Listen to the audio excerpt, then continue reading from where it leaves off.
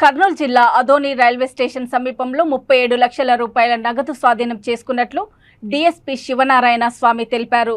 స్థానిక Adoni 2 town police స్టేషన్లో విలేకరుల సమావేశం నిర్వహించారు.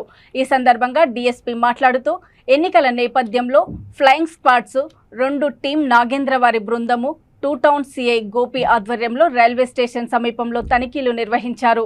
ఈ తనిఖీలలో మల్లికార్జున అనే వ్యక్తి సరైన పత్రాలు లేకుండా బ్యాగులో 37 లక్షల రూపాయల నగదును తీసుకొని వెళ్తూ ఉండగా అనుమానంతో పోలీసులు అతన్ని అదుపులోకి తీసుకొని నగదును స్వాధీనం చేసుకున్నామన్నారు.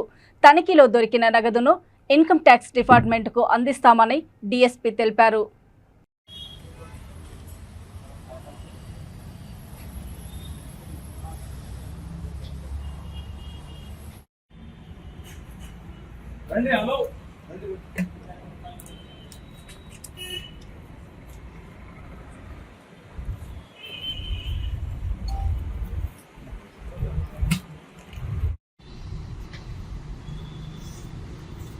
రండి మీరు కూడా రిసెప్షన్ కానిస్టేబుల్ ఉన్నాడు వీడియోగ్రాఫర్ ఉన్నాడు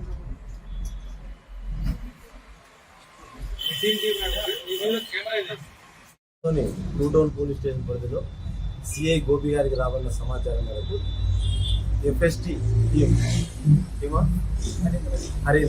హరీందర్తో పాటు ఇరువురు కలిసి ఉదయం 9 గంటలకు రాబడిన సమాచారం మేరకు ఆదోన్ రైల్వే స్టేషన్ వద్ద తనిఖీలు నిర్వహించగా అక్కడ ఒక అనుమానాస్పద వ్యక్తి బ్యాగ్ వేసుకొని దర్యాప్తు జరుగుతున్నారు.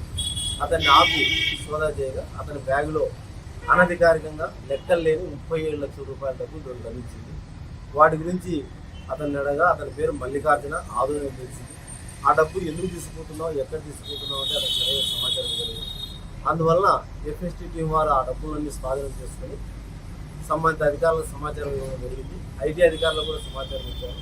వారు కూడా వచ్చి దర్యాప్తు సేకరిస్తే ఈ డబ్బు ఎక్కడిది, ఎవరు ఇచ్చినారు, ఎక్కడ పోతుంది ఇదంతా కూడా దర్యాప్తు చేసి ఆ పేరు చేసి డిఎస్పీ ఆదోని ఆదోనే మల్లికార్జున ఆదోని జంగమూరు బంగారు షాప్ అంటావా?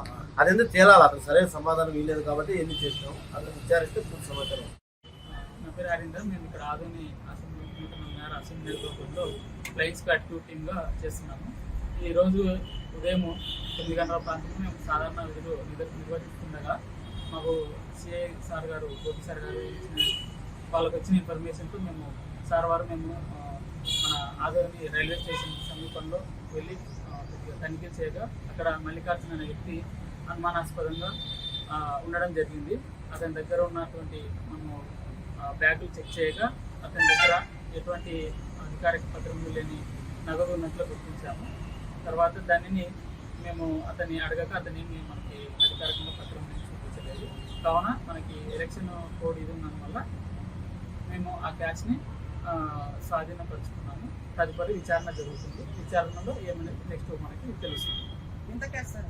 37 లక్షలు. మల్లికార్జున అతని క్యాష్ వచ్చేసి మేము ఇది మనకి ఐటీ వాళ్ళకి ఇన్ఫార్మ్ చేసినాము. ఐటీ డిపార్ట్మెంట్ వాళ్ళు వచ్చి తర్వాత తదుపరి విచారణ కొనసాగించి వాళ్ళు తదుపరి చర్య తీసుకున్నారు. నా పేరు హరీందర్.